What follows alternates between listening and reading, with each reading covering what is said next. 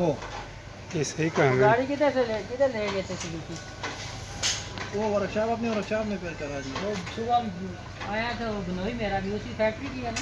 हाँ वो तो कौन सा बिनोई बिनोई आया है? था मेरा, मुझे बताने गाड़ी आएगा वो कौन जिससे से लगी। बिनोई है? हाँ, चावल आपका बिनोई है ना यार आप? उसी ने मुझे बताया था।